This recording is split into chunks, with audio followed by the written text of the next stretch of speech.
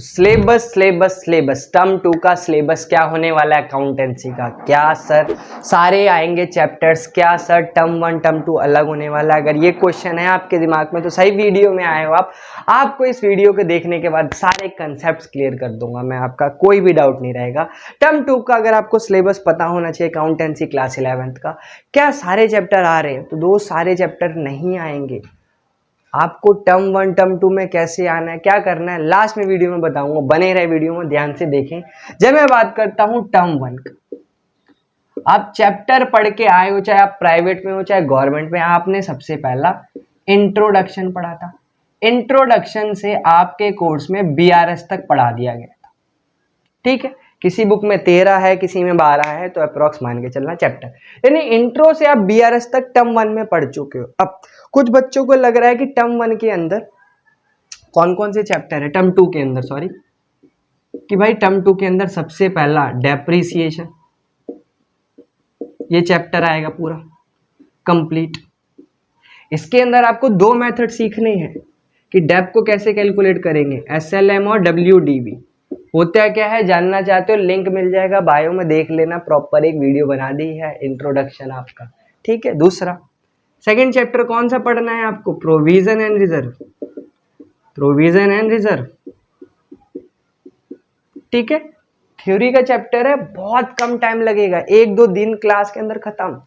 But ध्यान रखना जो डेप्रिसिएशन है ये 1 से 1.5 महीने वाला टॉपिक है, बहुत इंपॉर्टेंट टॉपिक हो जाता है और बहुत बच्चों को इसमें डाउट्स होते हैं, बट बहुत ही जेन्युइन और बहुत इजी चैप्टर होता है। इसके बाद आपको कौन सा चैप्टर पढ़ना है, वो है बेटा rectification of error. Rectification of error यानी गलतियां जो हो जाती हैं उनको कैसे सुलझाते हैं। मान लो किसी बच्चे ने जर्नल एंट्री कर दी गलत, लेजर पोस्टिंग गलत करी, तो कैसे सुलझाएंगे, ये चैप्टर आपको बताता है रेक्टिफिकेशन ऑफ एरर। और क्या आपको पढ़ना है इसके अंदर, आपको एक चैप्टर है जिसे कहते हैं फाइनेंशियल स्टेटमेंट।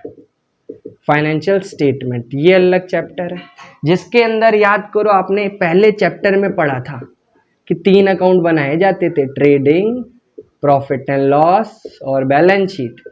उसी चीज को यहाँ पर बनाना सीखना है। एक एक क्वेश्चन में 1 से 1.5 घंटा लग जाएगा, एक एक क्वेश्चन में 1 से 1.5 घंटा लग जाएगा भाई करने में स्टार्टिंग में, बट एक्सपर्टीज जैसी आती जाएगी, धीरे धीरे प्रैक्टिस करोगे, 15 मिनट में मैक्स टू मैक्स क्वेश्चन करके दिखाओगे। एक और चैप्टर आ रहा है आपका, ये है कि फाइनेंशियल स्टेटमेंट, यही चैप्टर है विद एडजस्टमेंट, यानी आपको इसके साथ एडजस्टमेंट्स भी सीखनी है। डेप, प्रीपेड, आउटस्टैंडिंग, ये सारी एडजस्टमेंट है। टोटल अगर आप देखो आपके पास ओनली 5 चैप्टर है, बट क्या ये टर्म 2 में ही आएंगे इतने ही? तो दोस्तों ध्यान रखना, नहीं, टर्म 2 यानी फाइनल पेपर के अंदर आपके कंप्लीट बुक आएगी, आपकी कंप्लीट बुक आने। कंप्लीट बुक के अंदर आपको क्या क्या पढ़ना है वो हमने बता दिया कि टर्म 2 के अंदर ही चैप्टर है। कुछ चैप्टर से जो कट गए हैं, सिंगल एंट्री कहते थे जिसे, कट चुका।